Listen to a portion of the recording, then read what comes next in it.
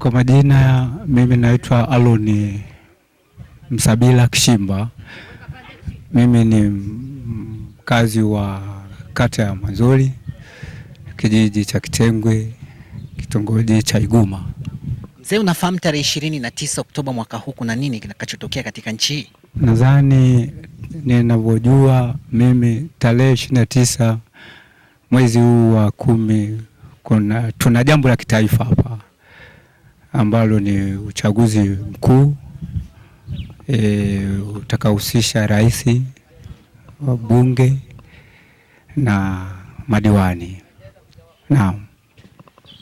Napenda uniambie utofauti uliopo katika chaguzi ama katika kampeni hizi za mwaka huu 2025. Upekee wake ni upi? Nadhani upekee ambao upo kwa mwaka huu au kwenye awamu hii ni kwamba kwa upande wa vyama vya upinzani tunaona kama kidogo amekata moto.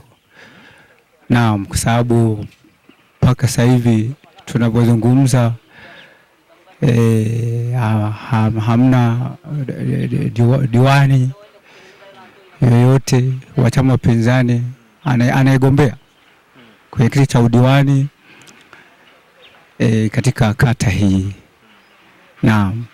Unahisi ni kipi kimepelekea hivi vyama vya upinzani kukata moto kama ulivyosema wewe? Ni kipi kilichowapelekea wao kukata moto na kukiachia chama ambacho kimebaki katika kampeni hizi? Na mimi nadhani ni kwa sababu ya chama kilichopo madarakani kufanya vizuri. Na kwa awamu iliyopita kwa asilimia kubwa wamefanya vizuri, sababu ahadi ambazo kwa wameahidi, mashule, vituo vya afya, nadhani wamefanya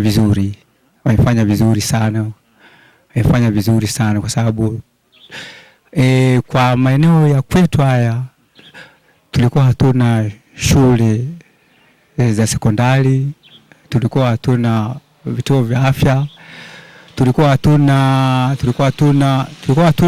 hatuna dispensary. Tulikuwa tukipata shida sana kwa habari ya masuala ya afya. Tulikuwa tunafuata kule mjini kwenye hospitali ya wilaya, lakini sasa hivi shida hizo kwa kweli zimepungua kwa kiasi kikubwa, kwa sababu hapa tuna kituo cha afya.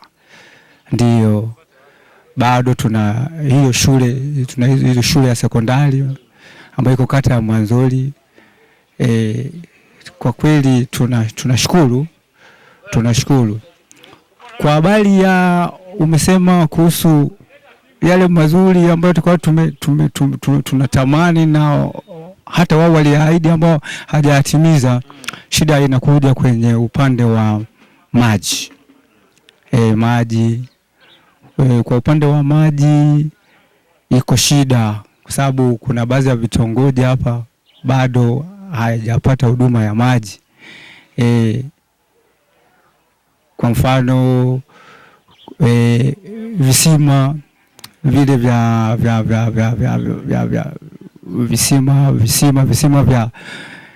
vile vya virefu vile vya kuchimba hivyo.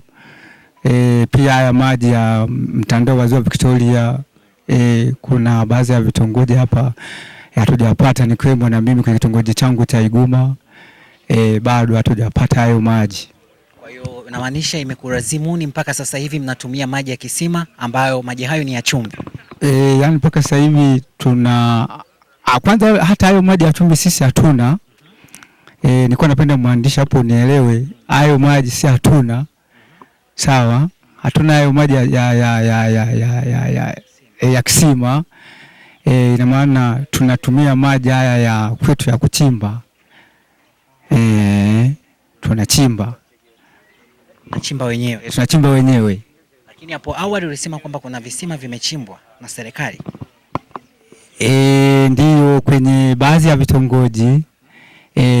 Naomba nielewe, nilisema vipo vimechimbwa lakini ni vichache. Kwa hiyo mtandao wa maji ni mdogo. ni mdogo.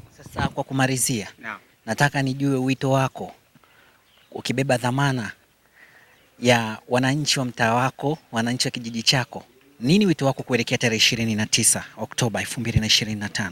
Nadhani mimi wito wangu mkubwa ni kwamba uchaguzi ni haki ya kila Mtanzania ambaye amefikisha umri wa miaka 18 kwenda kupiga kura kuchagua kiongozi ambaye ana imani kwamba anaweza akamtoa mahali alipo na kumsogeza mbele kidogo. Na kwa hiyo wito wangu ni kwamba nilikuwa naomba